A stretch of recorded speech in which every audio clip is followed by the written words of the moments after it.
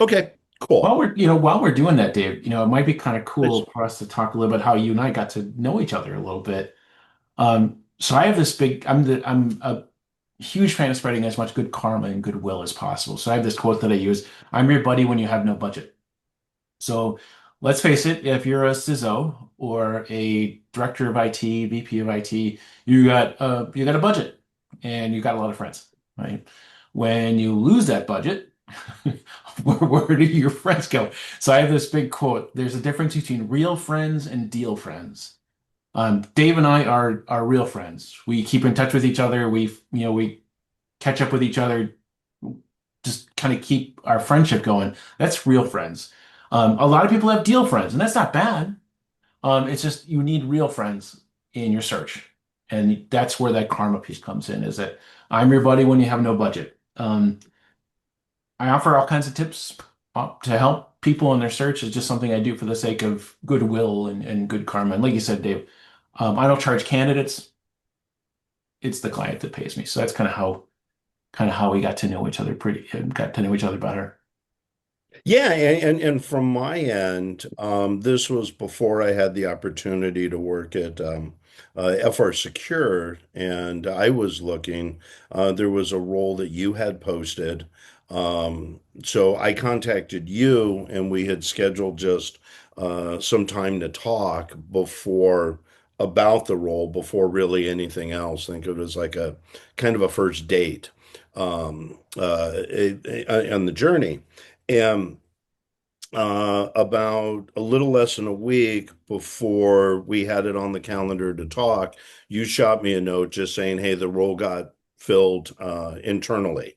So just to be respectful of your time, do we still want to talk?"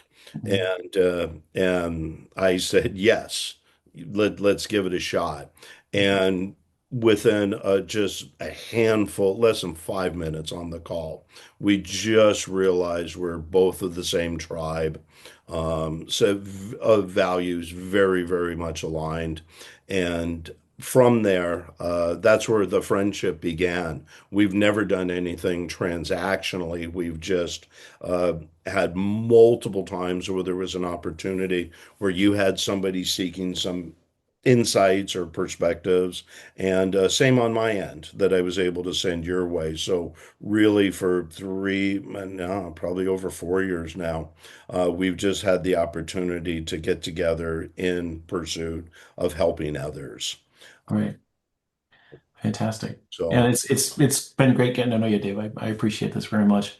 no, no, I appreciate it as well, and I appreciate you. That's why when we kind of had the idea to do this, it was a bit of a no-brainer. It just took me a while to get to the bridge. Um, but to get us kind of back on track, knowing you've been recruiting in tech and security for a long time, can you share with us some of the major shifts you've seen over the course of your career? You bet. So I've seen a lot of cycles. So there's a couple things I've been seeing now. The interesting thing about this particular market is that we're in an unhealthy market. I think we all that I've seen several market shifts from the mid 90s to the mid 2020s. We're in an unhealthy market right now. So the one thing I know for sure, so the biggest piece of good news is this, is that unhealthy markets always come to an end. So remember 2.5 years ago, when as long as you had put two sentences together and you didn't vomit during an interview, you got a job and a raise? That was unhealthy. That came to an end. Remember when the oil and gas space was going through a tough time and I think a barrel of oil was less than $1? That was unhealthy, but it came to an end. 2008, 9, and 10 was unhealthy. It came to an end. Early 2000s was unhealthy. It came to an end. We're in an unhealthy market now. It's going to come to an end. It's not a matter of if, it's just a matter of when. There will inevitably be a shift that causes this thing to end. So, a shorter answer to that is um, the more things change, the more they stay the same. The other thing I'm seeing as an interesting trend is AI is being used by candidates to create resumes, um, especially for junior level talent. It's a strategy that isn't working. Reason being is that how does AI work with resumes? It starts to create patterns and it works off of consistent patterns over and over and over and over and over again. So you're starting to see cybersec resumes, data analyst, data engineer, BA resumes, all kind of look the same. Um, so that's a trend that I'm seeing happen now a little bit more than I did a little while ago. Also, the need to network effectively is far more important now than it's ever been. And 95% of people don't network the right way. So those are, and we'll kind of talk about that a little bit as we go through Sure. this conversation in terms of what's the right way to network and why about 95% of people don't really do it right. And the same thing with, we'll talk about AI generated resumes a little bit too. Okay. Not just Terrific. some of the trends. And I think when we do get the chance to talk about that, we can talk about it on both sides of the coin. You know, Yeah. not only the resume being created, but what some companies might be doing with AI Hmm. processing these. We do have a couple questions that got thrown into the Sure. QA section. Araceli's asking, what is the average time it takes for a candidate to secure a position? Does the Hmm. average time to secure a position differ between recent graduates and experienced leaders?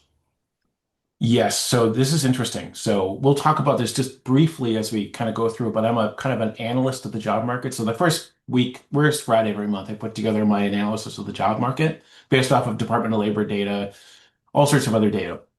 One of the things that I'm watching is time to fill or time candidates are in the market. It's longer now than it's been in a long time. So we're right around 20 weeks, 22, I think is when I saw it last, which is longer than, again, sign of an unhealthy market. For junior level talent, I'm seeing it take a little bit longer simply because the volume of junior level talent that's out there is this. The available Yeah. roles are this. You're starting to see that same thing for mid-level talent as well, and then senior level talent. And again, it's this much availability in terms of senior level talent. There's many roles that are available, but we're going to talk today about how to combat that. So it's a little bit longer now. I'm going to say I'll have to double check my Department of Labor data, but I think it's Mhm. right around 22 weeks or so, and that's been longer than it's been in a while. So, but don't get discouraged. We're going to talk about not getting discouraged. Sure. But, and I'm not good at math, but that sounds like it's almost 6 months. Hmm. Yeah. Okay. The old rule of thumb used to be $10,000 for every month, $10,000 for every month. So if it was 100, you made $100,000 a year, it'd be 10 months. 60,000 was six. That was an adage maybe about 10 or 12 years ago. Gotcha. Okay. But there's actually a metric or a formulation for Right. that. Yeah. Okay, cool. No, thank you. The next question is from Vanessa. What are you seeing on ageism? Ah, that's a really good question.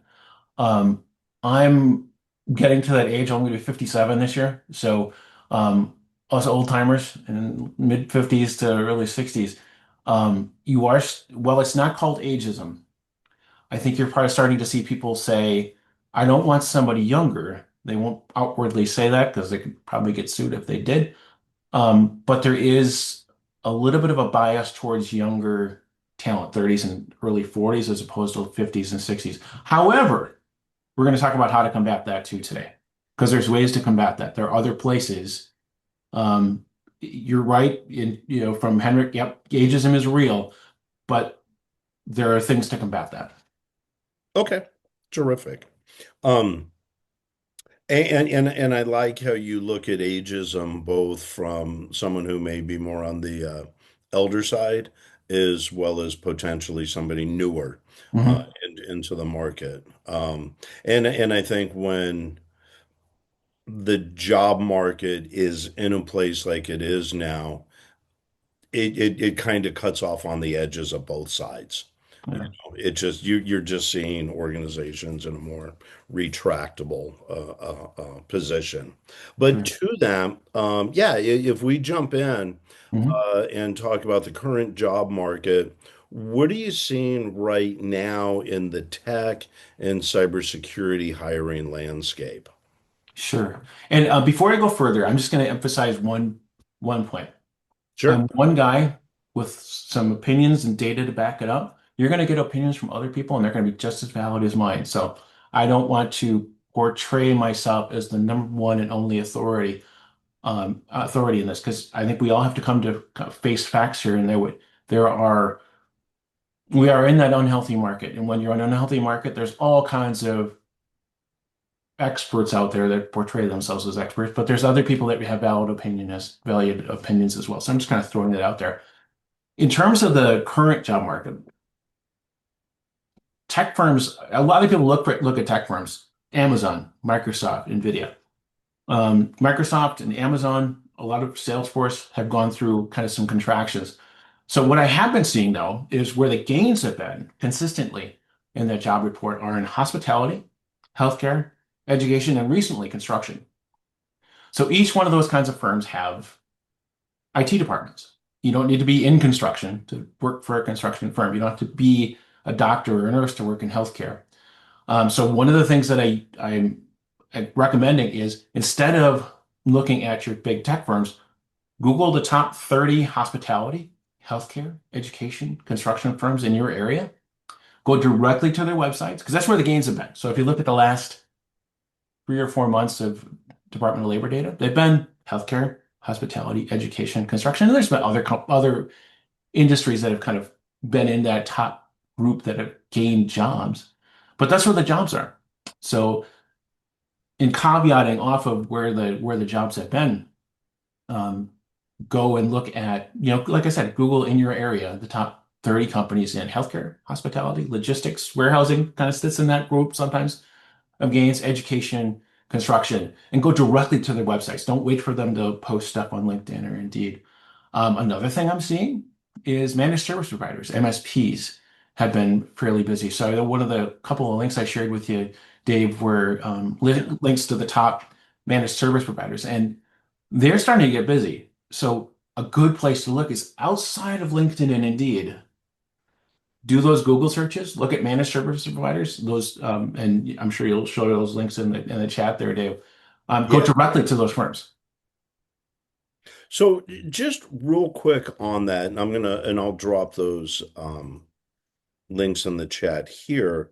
But to for those that don't know, you talk about job data. Mhm. And I know this because I know you, but that you get this data every month, kind of review it.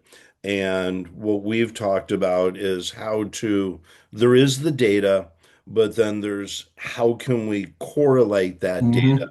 to Right. to to helping out as many people online here as possible. Can you just take a minute to share where not so much what the data is, but where you get data from to Mhm. create these recommendations? Sure. So feel free to hit the follow button on my LinkedIn profile because you'll see these the first Friday of every month. What I'll do is I'll take the Department of Labor raw data. So the first Friday of every month, Department of Labor and Bureau of Labor Statistics, BLS and DOL, come up with raw data in terms of where those job gains have been, where the losses have been. What I do is I take that data, I analyze it, and I put together a graph of where the gains have been and where they've lost. So that's how I take that information to figure out from an industry standpoint, not from a specific job standpoint, but from an industry standpoint, where those gains have been. So people can take that information and say, oh, okay, healthcare has consistently been a gainer. Like I said, logistics and warehousing and education have been consistent gainers month over month. So you can take that data and say to yourself, okay, I'm going to look for those companies in my area, in my local geographic area, places I can commute to, as opposed to looking at remote. We'll talk about remote versus on-site here as we talk as well. But that's how I use that data so it can be digested and people can use it to their advantage. Sure. No, cool. And yeah, I'm out in San Diego and you're in Wisconsin. And Mhm. but I'm sure it's similar nationwide. Mhm. But following up on your thought of upon identifying those industries and looking for those companies, um, out here networking is second to none. Hmm. So if you look up those companies and you identify ones that you think would be valuable for your career at this time, Hmm. then you can start to look at who you may know on LinkedIn that Hmm. works at those places, connect up with them, and Hmm. and ask them what it is like to work there. If there is a role, even just saying if they may have some insights into the Right. role, and those are some just kind of lessons learned from where I sit Hmm. over time to try and help people not get walled Hmm. at the resume stage kind Right. of a thing. So I did draw, so as you said that you're seeing some positive activity in MSPs hiring and everything, I did drop the two links in the chat for everybody here that you had shared as a place where people can kind of start to look and things. Right. Peruse those lists and you're gonna find some opportunities. Another positive is ever since I'm gonna say mid-November, there's been what I call hiring with intent, where people are going through the interview process. Companies are putting together offers, which is fantastic to see. Um, we're starting to see instead of like a year and a half ago where people would go through 6 rounds of interviews and then the hiring manager would say, "Well, putting the role on hold." Here you are thinking, "Oh my gosh, I just wasted all this time." So you're starting to see a little bit more hiring with intent where there's offers that are coming out. There are hiring managers that are hiring, like I said, hiring with intent. Hmm. Cool. Hey, I'm gonna then tell you what, actually, if you'd like to touch on if there are more industry specific realities that you'd like Sure. to touch on, we'll do that. Then we'll hit another poll question, and then we can dive into what you've provided under the section of practical guidance for job. Sure. So I'll hit on a couple major topics. Sure, please. General trends, I follow this rule of applicants. So here's a quick pro tip. So if you see 1,000 applicants to a role, don't let those big numbers scare you away. Because take that 1,000, and this is just my perspective in terms of what I see in terms of resumes and candidates. 1,000 candidates, half of them aren't even close. So take that 1,000, divide it in half. Then divide it in half again, so that 500 becomes 250. I send questions to candidates before I start talking to them. Half of those candidates don't respond. So that 1,000 becomes 125 really quick. So all I'm saying is that if you start to see roles with 1,000 applicants to it, don't let that big number kind of scare you away. So that's kind of an industry reality. There's also the reality of ATSs, applicant tracking systems. I don't use one here. I actually refuse to use one. But here's a couple things in terms of things that will help you, especially for a more junior level talent. If you have something in your skill section where you highlight a particular skill, nothing drives a hiring manager more bananas than when they see a skill and then they don't see a replicated bullet point in your resume and your experience. So make sure that you kind of cover those skills in your resume in terms of experience you have. Really junior talent that's just kind of starting to enter into the market, make sure you're collegiate. Make sure you outline some of the collegiate projects you've worked on, and make sure you emphasize those deliverables. So for junior level talent trying to get into the market, make sure that happens, that you kind of replicate the stuff in your skill section into your school stuff, or just make sure it's replicated. Um, if you're having trouble crafting your bullet points, here's a way to do it. Did this using this technology, and this was the result. Did this using this technology, and this was the result. The technology piece, really, really, really important. Make sure you put that in there. If you don't have a result, that's okay. Especially for senior level talent, we're going to talk a little bit about this here as we go through. Um, so for senior level talent in particular, if you are applying for roles in LinkedIn and Indeed, follow up, follow up, follow up, follow up. Did I say follow up? Yep, follow up is the most important thing to do, and we're going to walk through how to do that. Um, um, the other thing is we're seeing AI, like I said, generate resumes. What does that AI resume look like? It's a bunch and a bunch and a bunch of keywords. You're going to look like a drug addict if that resume were to hit the hiring manager's desk. Eventually, that resume is going to hit the hiring manager's desk and they think this person's nuts. So just make sure your resume isn't just a zillion keywords to try to get past the ATS, because eventually that resume is going to hit the desk of the person that's going to hire you, and they're going to think you're crazy. Sure. Those are kind of some industry specific realities a little bit. Okay, cool. I'm gonna push out a poll question real quick, and then I do want to dive into what you shared about practical guidance, but we do Yeah. have some other questions as well. So let's just do this poll question real quick. And this is just where are you at in your career? Just getting started, 1 to 5 years, 5 to 10.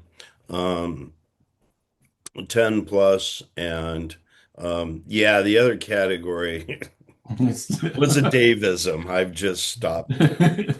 Um, uh, but it looks like a majority of folks are, 10 plus, Yeah. followed by pretty close between new and those like myself that have stopped counting. That's good because this will help cater the rest of our conversation. Because I Yeah, have notes on both absolutely. junior level talent as well as really senior and mid level too. Yeah, and I think some things will self-present themselves where the rules are universal, Right, exactly. for wherever you're at. Mhm. Cool. Okay. Sweet. Let me close that out. And if we jump into some of these questions, the chat's been live, so I'm just trying to stick with some of the questions. Um, Oh, if you can see what Hester shared, clever ways to obtain an applicant's age, 2 questions that he's come across. If you had a theme song when you entered the room, what would it be? Uh, Eye of the tiger. yeah, yeah. Well, I think you can take the song and then trace it Yeah, back. exactly. Us And 50, us 55 and older people know exactly what I'm talking about. sure, yeah, and then you can see who starts actually referencing an AI artist uh, Yeah. as those are coming out now. And then if you are a U.S. citizen, when did you become a citizen? Yeah. So cool. And then Henrik, thank you. You've posted some real good insights in there. Um, so if you do have any questions on those, um, um, oh, except YMCA, I'm glad I asked. Okay, so and then so under the Q&A real quick, Jack's asking, how do you feel about also using corporate annual reports to help with identifying corporate growth? That's a great thing to do. Edgar is also a great tool to use as well because the Edgar database is also a fantastic tool. It helps you actually in terms of determining count levels as well. So look at Edgar and then look at comparables to the firm that you're applying to see what their uh, comp numbers are for other executives at that firm. So I highly recommend that. Plus, this leads to kind of you're kind of laying a seed for the next main point, especially for senior level talent and how you market yourself to the market you're going after. Because the more intelligence you have, the better you are. So absolutely. Yeah, no, Jack, that's a fantastic point. And Yana has, right after the pandemic was a time of hiring contractors over full-time employees. Do you see a shift towards more direct hires than contract to hires versus contractors? It's a really good question. This goes a little bit to the MSP thing that I'm starting to see, where you're starting to see more MSPs hiring. More than likely, those MSPs are going to be contractors. And this kind of leads to something. And every cycle that I've seen before, 2008, 9, and 10 was like this. Early 2000s was like this. Mid 20 teens was like this. When the market kind of went into a dip, there was a curve at the bottom part of that dip. and then there was a move upward. The first sign of that move upward was an increase in contractors. 2007, 8, and 9 was like that, especially where you started to see the thing that got us out of that. We're starting with contractors, and then it went to perm. You know the old OpEx CapEx. Where does it fit in your Hmm. budget? So you're right. I think you're starting to see a mix of starting contractors. Um, to kind of start, you're starting to see that. So that similar trend. Now, granted, famous last words, right? I say this and then it goes completely bonkers. But I'm starting to see a little bit of uptick in contract roles, which is good. So if you're looking for an opportunity, take a contract role. It'll keep you active. Yeah. Yeah. And then Jack asked, what about fractional hires? Um, you know, Jack, you bring up an interesting point. I've been trying personally to sell fractional hires like fractional PMs because most of my stuff that I get paid on is individual contributor kind of roles. And for whatever reason, I'm having trouble moving fractional stuff. It makes all the sense in the world, right? It makes all the sense in the world, but there's really only a few guys that I know that have done a really good job of being fractional. There's a guy named Jeff that he's amazing, but he has this ability to kind of manage his time. He's a fractional CIO. There's fractional CISOs out there. Um, but for whatever reason, I haven't had a whole lot of success trying to market that. It could be just me, but it makes all the sense in the world. I think it's a great option. Okay. No, awesome. Questions continue to fly in. So we will get to the next section in a sec, but Armando had posted, how do you recommend using Edgar data to benchmark your own salary expectations during negotiations? And are there specific industries or sectors where the contractor to permanent transition is happening faster than others? So Armando, I'm going to take the second question first. There is no consistency. Um, I would like to see more my niche is mid-market manufacturing.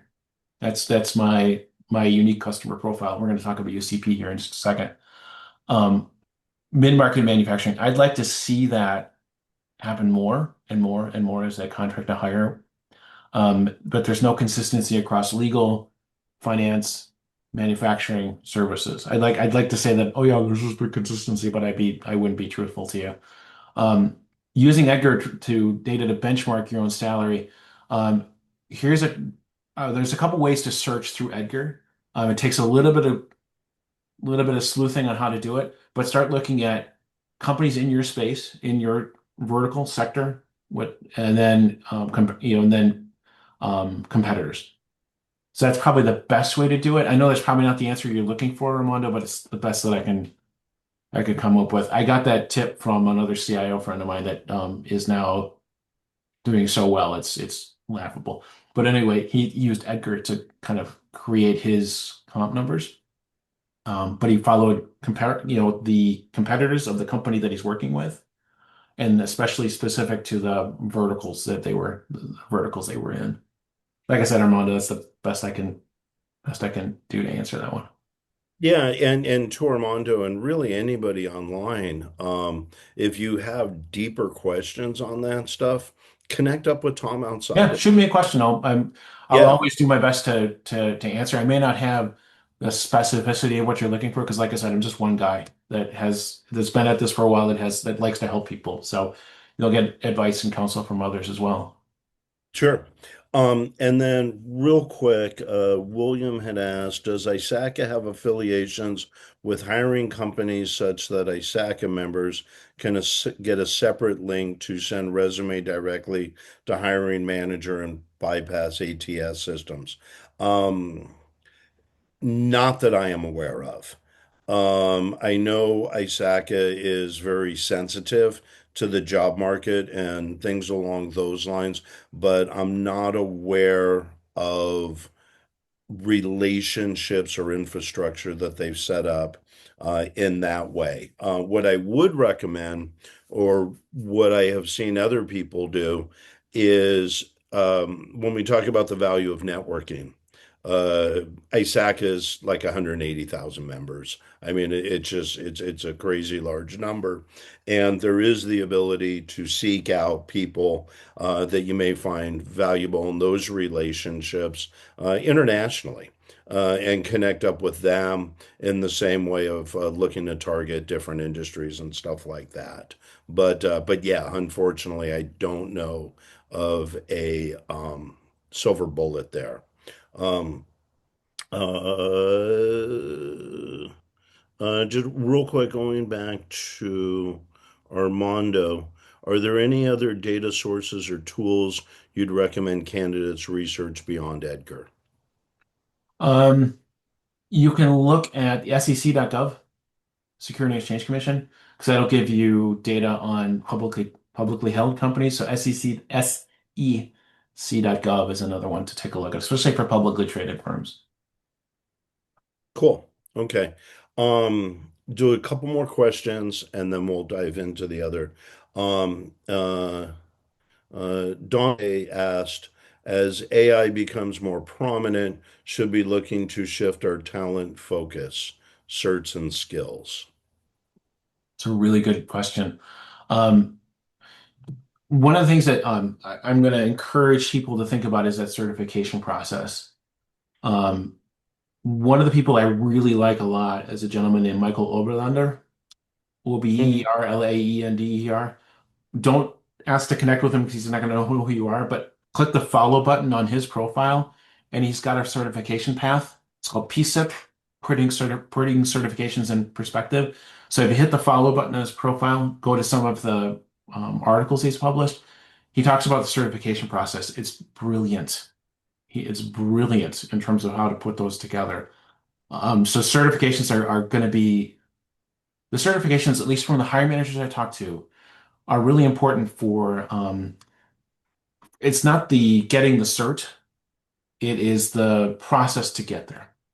Yeah, it's the body of knowledge Yeah. that comes with it. It's the discipline it took to get there. Yeah, let me look that guy up. And yeah, I would echo your sentiments on the value that Michael brings to our Yeah, industry. he's outstanding. Here, I will drop his. Well, I met him through you. Yeah.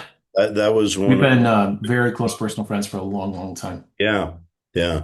So okay, the other thing I would add to that real quick is that I am starting to talk to more and more places that are looking for not that you're and necessarily an expert in AI, but that you are immersed in it, Right. and that you have some familiarity, and even being able to bake into your resume what level of experience you have, because Hmm. that can be very much a unique value add differentiator to the next person.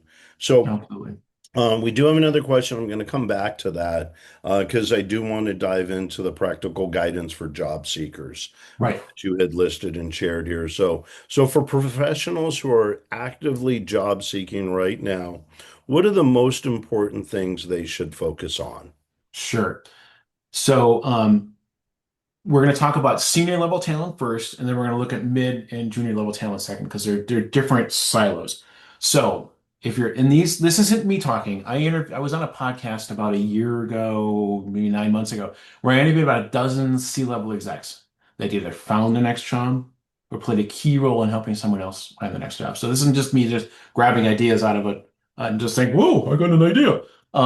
This is off of people that actually found their next gig or played a key role in helping someone else find their next gig. So here's some of the things that I learned. They usually have two strategies. Strategy number one is for roles that they apply to. So here's what they did. For roles that they applied to on LinkedIn or Indeed, what they did is they hit the apply. However, they did another strategy. They looked on LinkedIn for the hiring manager of that particular role. They did not zero, no, no, no. They did not go to HR. Yeah, you applied to the role and it probably, the resume probably goes to HR. However, what they did is they took one extra step. They looked at least two people, no more than four. The reason you wanted to, I'll tell you why no more than four in here in just a second. But what they did is they figured out, okay, if this is a VP of IT role, it'll maybe report to a CIO or a CFO. Or if it's this role, it'll probably report to a director of infrastructure. The more and more you do this, the more and more of a pro you're going to become in terms of who do you reach out to. Here's what they did. They shot an in-mail through LinkedIn to that hiring manager. And like I said, do this enough times, you're going to become a pro at this. I do this for a living, so I kind of refine this a little bit more than more than most. But what they did is they did this. They said, let's say the hiring manager is Joe. Hi, Joe. I see that you're looking for a name of the title. I think I'd be a great fit for this role, period. Here's why, colon. And they put together three super solid bullet points. These can't be, I'm a nice guy and people like me. These are really super direct to the job description. In other words, you ask for 4 years of this, I have six. You ask for this and this, I have this and this and this and this. Super, super, super direct. These can't be, I like myself and people like me. I'm a good leader and I'm a great mentor. No, three, not seven, not 10, three bullet points, one sentence, two sentences tops. No more than two sentences, not eight sentences, two. Reason being is this. There are CISOs on this call. There are VP and director level individuals on this call right now. You have barely enough time to use the restroom between meetings. So you need it to be brief and really tight and really direct. So three bullet points on how you directly fit. Then you're going to finish it off with this. I'd like the opportunity to chat with you further in reference to this role. I've attached my resume for review. I look forward to hearing from you. Name. This last part, I had no idea how important this was until one of the people I interviewed told me. Put your number, your phone number, and your email address in that email. I'll repeat that again. Phone number and email address in that email. Here's why. In this job market, people are looking for reasons not to talk to you. This was 2.5 years ago. They're looking for reasons to talk to you. They're looking for reasons not to talk to you. And again, to that point, you have barely enough time to use the restroom. But if this is a role you really got to fill and you got those three bullet points that were super direct, what are you going to do? You're going to at least pick up the phone to say, hey, I want to talk to this guy. Let's at least get him in the door. Is it going to happen every single time you do this? No, it's not. But you want to know something? All it's got to do is work once or twice. Because what you want to do is you want to get in the door. You don't want HR to reject you. They're probably going to reject it anyway, because let's be honest, ATSs are looking for reasons not to talk to you than to talk to you. But you want to get in front of that hiring manager. Reason being is, let's say you talk to Joe and you have a great conversation with Joe, and Joe says, I don't know if we have a good fit for this role, but Joe is going to remember you and you're going to remember Joe because I'm going to talk to you a little bit about how to follow up. You'll hear that here in just a second. Inevitably, a role is going to come up at that company, and Joe will say, hey, I talked to Phil the other day. He wasn't a fit for this role, but Janice, you might want to talk to Phil. You become the person they know. How many times has people on this call been in this situation where you go through 6 rounds of interviews and then you get that call and they say, well, we knew a guy. You're like, I just wasted the last 2 months of my life for it, and they already knew somebody. This is your opportunity to be the guy they know or be the lady that they know. Um, so that's one strategy is when you apply for roles. The second strategy is to create what's called a UCP, Unique Customer Profile, UCP. Over time, yes, there are a lot of organizations you could work with. There are a lot of organizations you could help. I get it. But there's a unique set of customers that you work with best. Reason being, what I want you to start thinking about is this. Yes, this takes a little bit of guts to do it, but do this. In your career, be honest with yourself, be objective with yourself, but there's probably been a dozen things that you have done consistently over and over and over and over and over and over and over again in terms of problems you've been able to solve. What you're going to do is you're going to put down little bullet points in terms of what were those unique problems you have been able to solve. Who is the unique customer that that's for? Who is the unique person within that organization that that's for? You're going to start to create a list. You're going to go through LinkedIn to figure out, okay, who are these companies that I consistently work with well? What are the unique issues and problems that I've consistently worked on over and over and over and over and over again. You're going to start to create a list, a customer list. So I'll give you an example. My UCP is mid-market manufacturing and services firms, 250 million in size to a billion and a half. They have an internal HR department. They're just not getting what they need from that HR department. They have external vendors, but they're missing the mark. That's my UCP. Why? Because I create job descriptions from scratch. Chances are they're having trouble because they don't have a good job description. Number two, they're seeing and I'm willing to bet there's people saying preach. They're saying I get a zillion resumes from my HR department, none of them work. Where my external vendors, it's like they're throwing stuff against the wall to see what sticks. My submittal rate's about 30%. So those are problems that have consistent stuff. And people on this call will bet same thing with you. So put together the UCP, and what you're going to do is you're going to reach out to those people. You're not looking for a job. In this case, you're looking to get to know them better. What you're going to say is, let's say the guy's name is Bob again. Poor old Bob, he's being to be hammered on for the next couple of months. You're going to say, hi, Bob. I just wanted to introduce myself. Here are some unique problems I've been able to solve. Again, three bullet points, one sentence, two sentences top. I'd like the opportunity to get to know you better so that if and when needs come up, at least we know each other better. That's it. You want to get to know more people. You're not looking for a job with this second strategy. You're looking to get to know more people. Sure. I have built my entire career on option two. So those two options for senior level talent. One of the things I mentioned is the follow-up strategy. And this isn't me talking. This is a guy named Brian Tracy. He is a legend amongst legends in terms of sales. He calls it the 5-15-30 rule. And this is especially for roles that you apply to. We'd call it the 5-15-30 rule. After following up, 5 days later, you're going to put together, I'd like to follow up, and I'm following up in reference to the message I shot on bop, bop, bop. Here are 3 additional things that make me a good fit for this role. So 3 additional points that make you a good fit for the role that you apply to. So that's day 5. Then 15, which is day 20. You're going to follow up on those first 2. You're going to say, just checking in. Then 30, which is day 50. This is the most important follow-up. Most people give up after a couple weeks. 30, which is day 50. This is the most important follow-up because everybody on this call has had this situation. You hire somebody, you have the best of intent, you're like, oh, goody, goody. We got somebody for this. About 21 days in, you get that, oh, you know what moment. What's the last thing you want to do as a senior leader within an organization?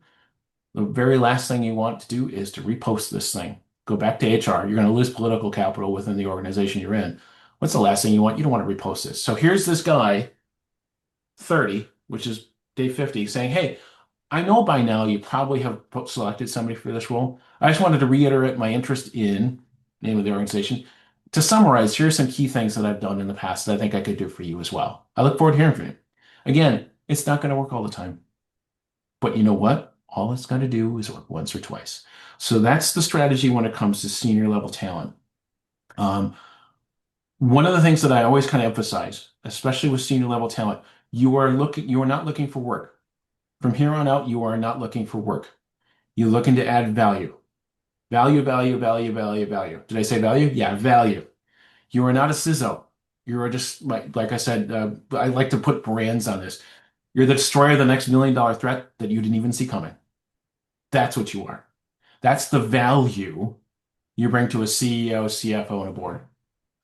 This is how you build your brand. Your business, like I said, business value, business value, business value, 100 times business value. So when it comes to senior level talent, that's what I kind of look at. One strategy I always kind of look at is this. Yeah, alarm bells are going to run off. You're going to say, oh, am I doing the right thing? Are I doing the right thing? I sure hope I'm doing the right thing. But there's this story about Amazon Alexa. So, and I got this from one of the Jeff Bezos way. Remember a few years back, Amazon had a phone and it really flopped. They tried a phone, but without that phone, you wouldn't have Alexa.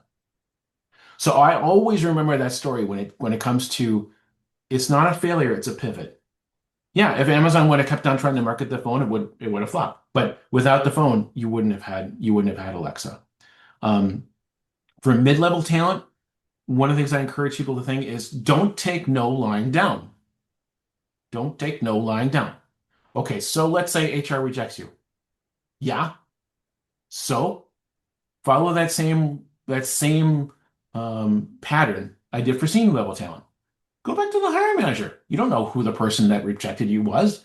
It could be some recruiter that couldn't spell some of the security softwares that their life depended on it.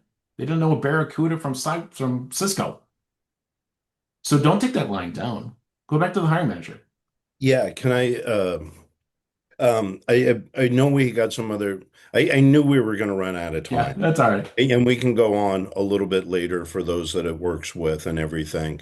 But I want to share with you that a good friend of mine had been seeking work, Uh-huh. and he was actually going through the hiring process and then got ghosted. Yeah. And he had no idea why or anything. He ended up getting a job in another place, but it isn't the greatest match. So he went back to the place that he was more interested in, then got ghosted, reached out, and they told him that they were interested in him as a candidate, but that the HR person was let go. Mm, And that led to the ghosting. yeah. And if he wouldn't have followed up, that opportunity would have just dried up, and Hmm. he never would have. Inaccurate perceptions would have been perceived and Hmm. potential opportunities. So it just reiterates the value of what you're describing in our value from a networking perspective through these angles. And that's Sure. beautiful. If you don't mind, I've got there And are we can stick around. I got extra time, so we can keep going. okay. Well, just to hit up the open questions that we have.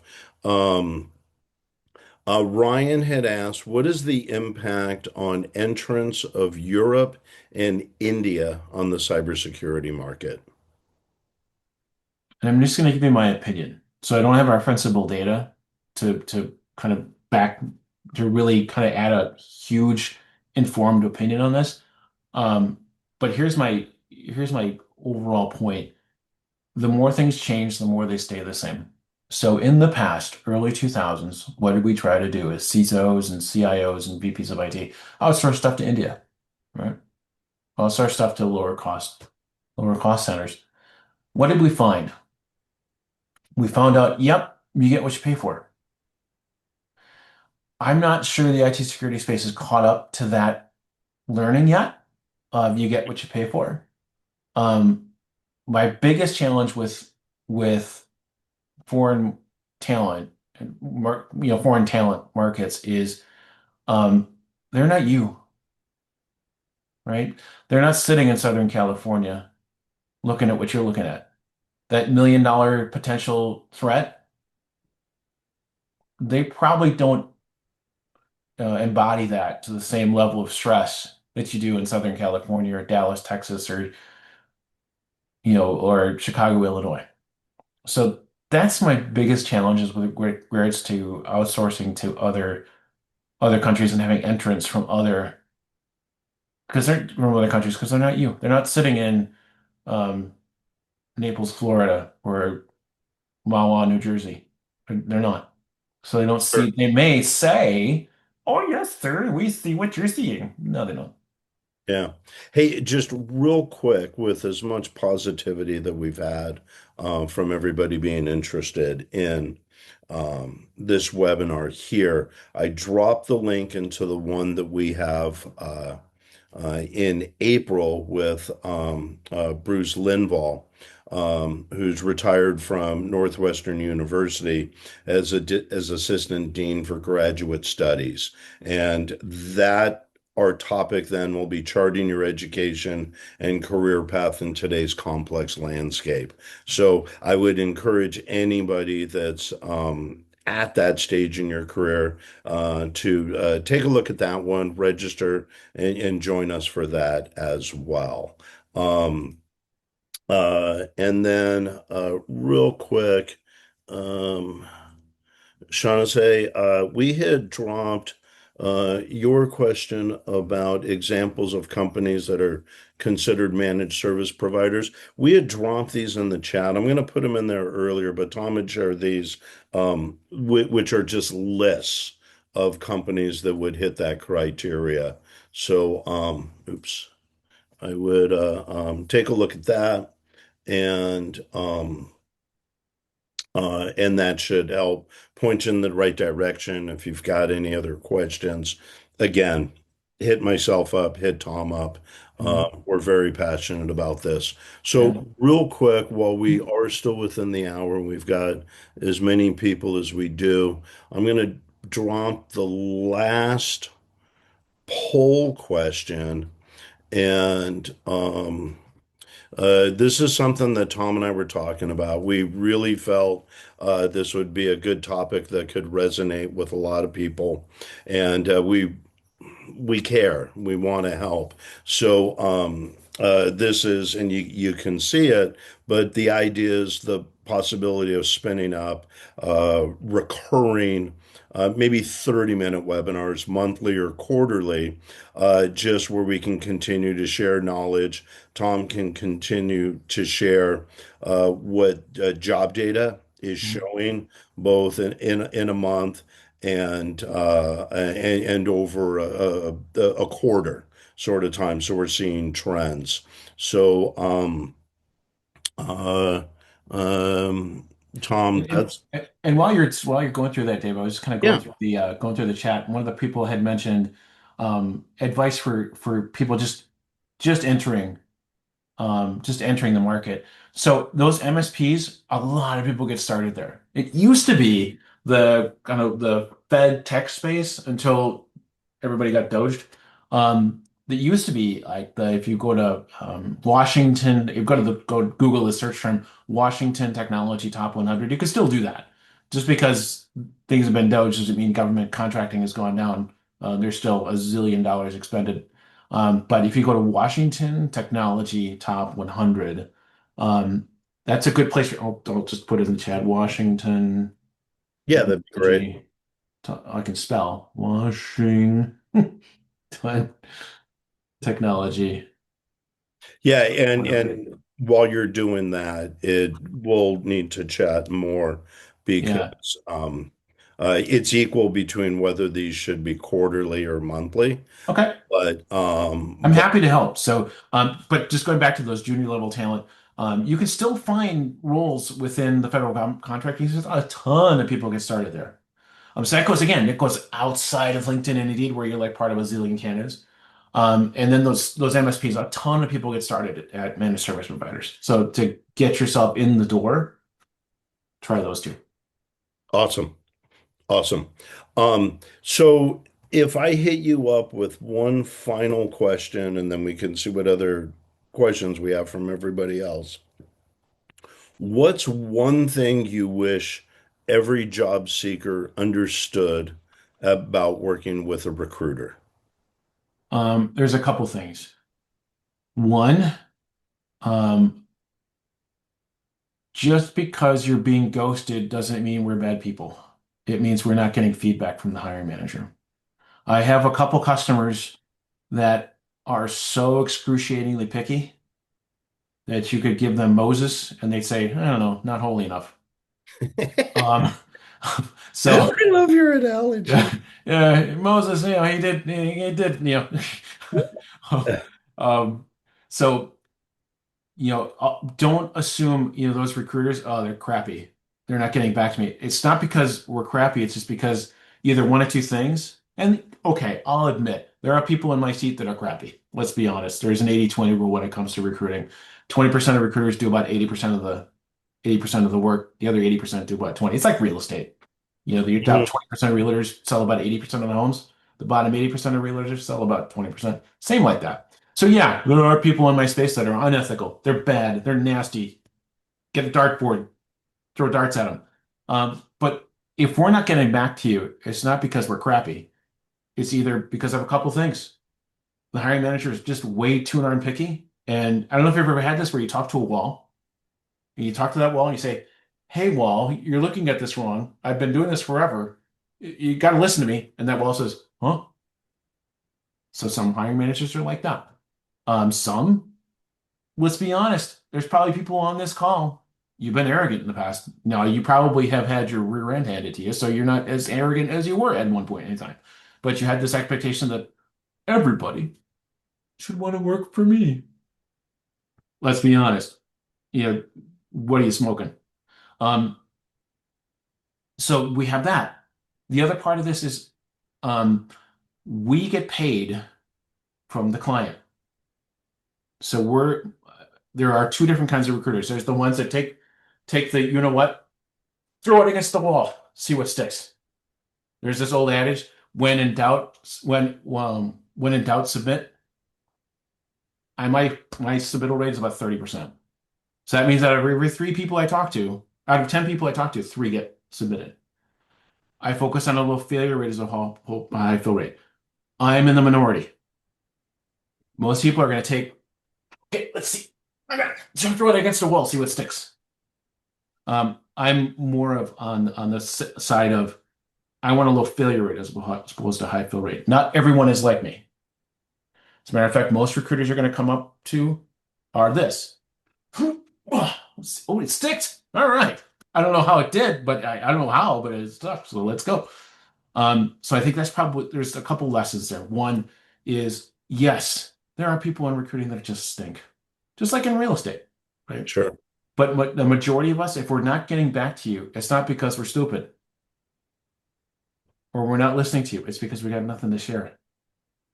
Or we have a hiring manager that, like I said, everybody should want to work for me. Um, let's be honest. No, no, they don't. Otherwise, you won't be looking at us to help you because you would have had that person fired already. Yeah. Yeah. Cool. Hey, just real quick, let's burn through three more questions that we Sure. and then I Now, I got think a bunch of time, so you can take as long as you want. no, you have more time than I do, my friend. That's the problem. But that's why I will follow up and try and model something in a recurring Mhm. cadence Sure. because I think this is great and you're right about recruiters and I think it's consistent across industries, but it's one of the things that has allowed you and I to become the friends that we are Right. over a period of time that I very much appreciate. So let's try and go through these ones real quick if Sure. we can. Araceli's asking, would you recommend applying for a position that has been open for over 3 weeks and has received a large number of applicants? Yes. However, if you do that, use that follow-up approach. Use that follow-up approach. So if it's been open for 3 weeks and it's got a lot of applicants, that's okay. But follow up with the hiring manager, not HR. Do not follow up with HR because again, they wouldn't be able to sell, they wouldn't be able to tell a lot of what they're looking at. So find the hiring manager, and it can be pick like two people, no more than four. Reason being, how can I go through this no more than four thing? There are senior level folks on this call that have gotten this unfortunate thing happen where you have a sales rep for a software company A, B, or C send the same message to eight people on your team every day for 4 weeks. It's like, okay, dude, calm down. So pick two people and put that three bullet point list of why you think you're a fit. They're really direct. You asked for 4 years of this, I have six. You asked for this and this, I have this, this, and this. You asked for this, I have this and this. That third bullet point could be something where you're missing. It's like, I see you're looking for this. Well, I don't have that. I do have this, this, and this. Follow up. I've attached my resume for review. I look forward to chatting with you. Phone number and email address in that email. So if you're gonna do, if there's a lot of applicants, go for it. Just make sure you do that follow-up. Sure. Well, and that can be a very valuable, unique differentiator for that individual Right. in that role. Oh, Um, by the way, there are people who use AI to do this or copy and paste. If you're gonna do it that way, don't bother. As a recipient of, I applied for this one. My role at this makes me a good fit for you know how many of those I get on a week? It's like ungodly. So if you're just gonna do the AI templates on LinkedIn or you're gonna copy and paste, don't bother. You're just wasting your time. So it has to be sincere and really direct. yeah. Okay. Akeem had said Tom is accurate when he mentions candidates seeing contract opportunities.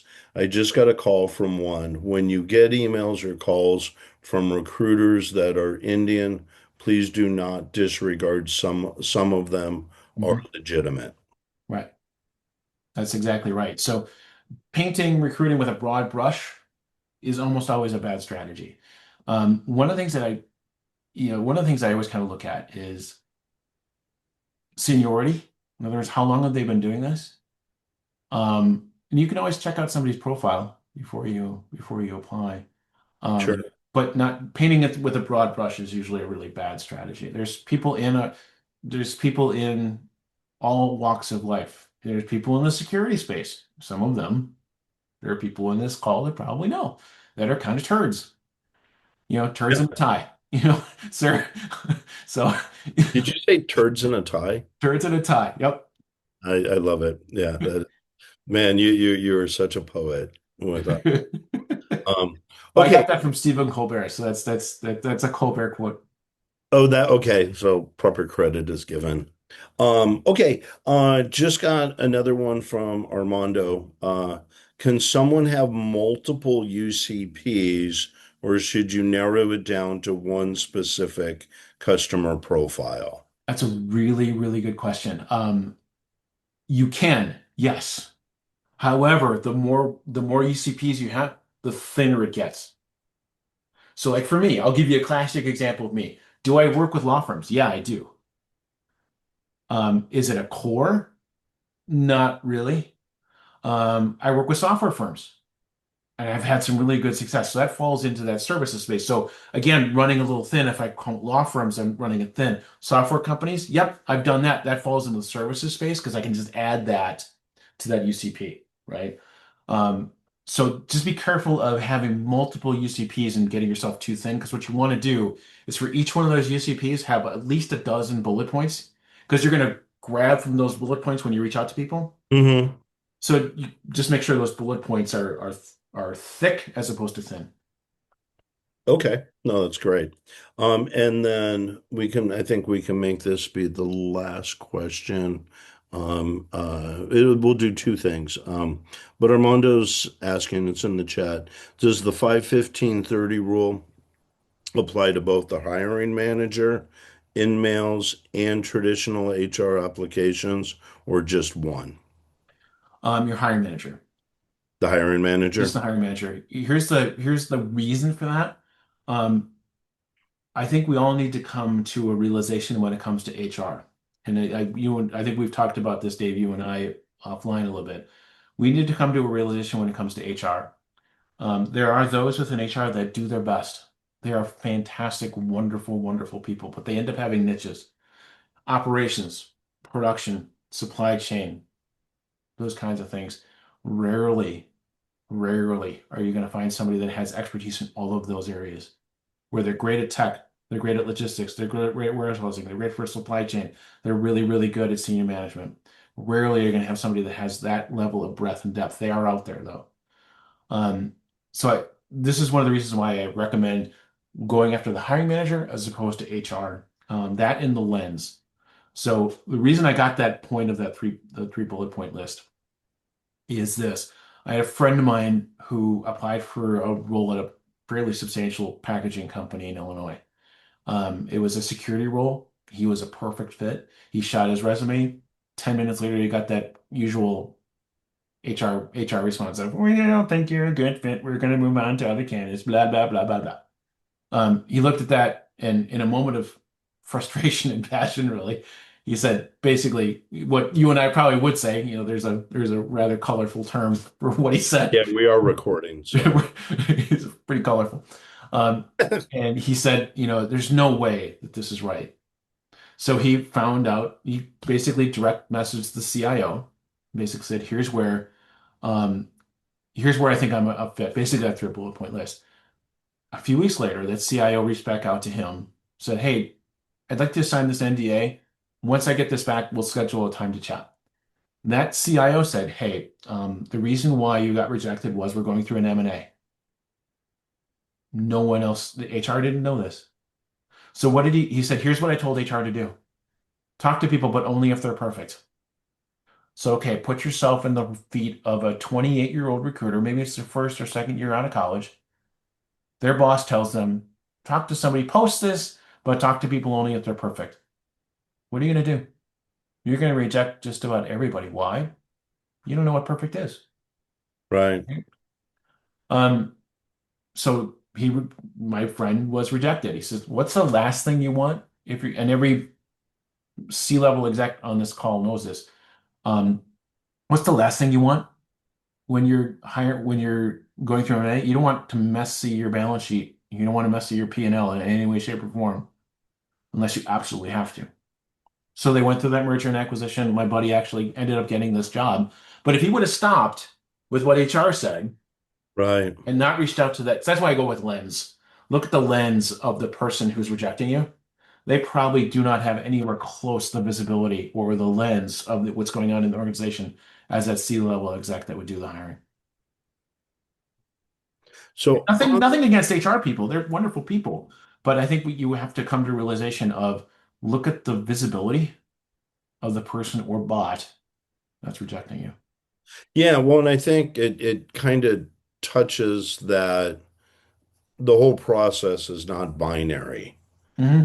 There are those shades of gray and things like that, like what you're describing as an example, or what my good friend went through.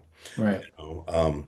So this has been fantastic, I and love it. totally appreciate you, everything that you know, that just the person that you are, I and, appreciate it and too, man. sharing all of this with everybody. I'm sure we will come up with something as a recurring cadence, but just to kind of bring it home, is there one last nugget you would like to share with Mhm. everybody? Yeah. I think we all need to come to this realization that looking for work stinks. Your confidence is going to go steadily go like this, right? It's natural. It's going to happen. Um, your success in your past was not a mistake. So my one of my biggest takeaways is your success in the past, what got you to where you are, the success that you had in your career, that wasn't an accident. That wasn't just poof. Oh, look at that. That project was a success. Look at me. I must be brilliant. No, no, no, no. That was not a mistake. That happened through lessons learned over your time period that came through things that you've learned. So always stand on that. And that, yeah, there's going to be times where this absolutely stinks. But your success in the past was not a mistake. So that's the biggest thing that I look at. That, and that'll lead to physical confidence. I think everybody on this call that's done any sort of hiring knows this. No one hires the desperate guy. No one hires, I'm going to say it one more time. No one hires the desperate guy. So if you've applied to 500 jobs and haven't gotten one thing, you're going to start sounding desperate. So get your butt off the chair, walk down the hallway, take your dog for a walk, do something other than search because Hmm. your confidence is going to go. I've had it happen myself. Let's be honest. When the job market stinks, it stinks for me too. So there have been days where I'm like, okay, this is really starting to get crappy. Um, you got to have your confidence. So always remember your success in your past was not an accident. That'll boost your confidence because, like I said, no one hires the desperate guy. No, that's excellent. That's excellent. The only thing I would add to that, Mm, and it's something that I've shared with other people, is you're right. When someone's looking for work for whatever got them there, and they're not doing it proactively, they're vulnerable, hmm and it can make you have to dig deeper hmm within yourself to not show that. Right. And each of us is gonna have good friends and Yeah. good people in our lives. And Real if you friends versus deal need, friends. yeah, know who your real friends are and give them a call, Hmm. and they'll remind you of who you are at a time when it really may be helpful to hear that Yeah. again. So, on that note, dude, thank you. And thank you Mhm. to everybody that's joined us and has stuck around for the additional amount of time. I Yeah, appreciate y'all. Hope that we're giving you value, and I'm sure there will be some sort of recurring cadence on this because this is something that we're both passionate about. So it's been a real on that pleasure. note, we'll let y'all go. And thank you very much. And thank you, Tom. You bet. That's what friends are for, man. Right on. Thanks.